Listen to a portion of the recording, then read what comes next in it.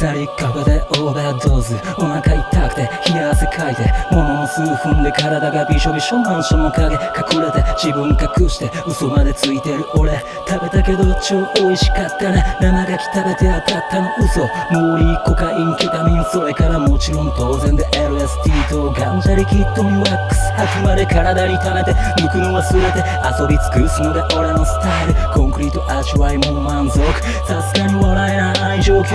新宿本部に助け求めて体温調節できない俺。カン君どこ、着替えがなくて言葉を超えて理解者はイケてる。鎖のロゴ入ってる嫌い、鎖グループに心打たれた。メニューにないのにおかゆ頼んだら2匹の猫が泣いてお返事で新宿スタイル。おかゆスタート、みんな笑ってる俺も昔ってカン君。実はな DO とのレックの時だよ、冷や汗かいて大変だったよってカン君の背中、あなたの器のでかさ。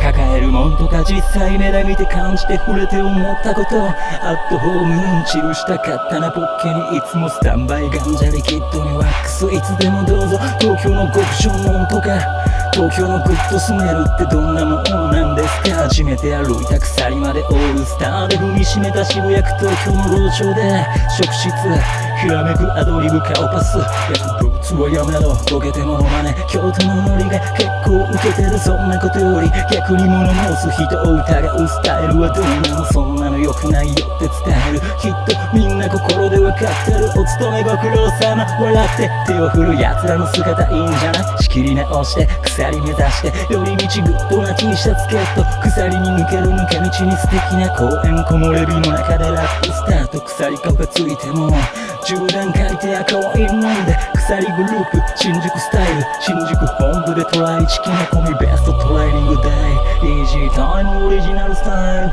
あうんの呼吸、今決断の時。